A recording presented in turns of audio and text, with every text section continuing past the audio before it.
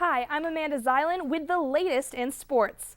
Knights baseball was in full swing this week. I'm here at J. Bergman Field where the UCF Knights are about to take on Southern Miss for their home opener in Conference USA play.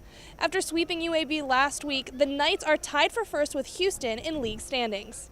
Another UCF error gave up the winning Gator run and the Knights went down in order in the ninth, ending the game in a 5-3 loss. Thanks, Brian. Still ahead on Nightly News, it's been a victorious week for UCF sports. After the break, Ross Gottschalk will break down all the action. Sports is up next. In national news, the Baltimore Ravens and the San Francisco 49ers will face off in Super Bowl 47. Jimmy Johnson is your Daytona 500 champion. Johnson took the checkered flag yesterday in a race highlighted by notable wrecks and a lot of drama surrounding Danica Patrick.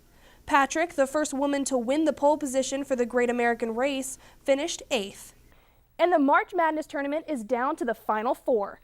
On Saturday, the Louisville Cardinals, who suffered the loss of teammate Kevin Ware after a gruesome leg injury, will play the Wichita State Shockers, the second number 9 seed to make it to the Final Four. Following that game, the Michigan Wolverines will face the Syracuse Orange in the Georgia Dome. Knights outfielder Eric Hempe is having an interesting college career. After suffering multiple injuries, Hempe is back for his 6th season, making him the 9th oldest active player in NCAA baseball.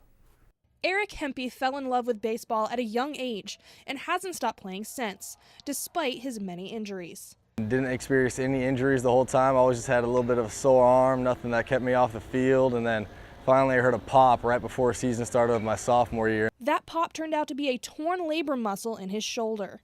He didn't need surgery, but doctors recommended that he take a few months off for rehab. After rehab, UCF recruited him as a utility player, and he came to the university for his junior year. In the summer between his junior and senior year, injury struck again while pitching for his struggling summer team. I was doing pretty good, and I faced 5 batters. I had 4 strikeouts, and against that 5th batter, I felt a snap in my elbow, and I knew that one was bad. After he recovered from Tommy John surgery, he was ready to play once again. I was cleared to play, and that afternoon I tore my ACL. His ACL only suffered a partial tear, so after a month of rehab over winter break, he was cleared to play with a brace. And, 2 weeks before we opened up, I tore it all the way through. After missing last year, he returned to California, thinking that his baseball career was over.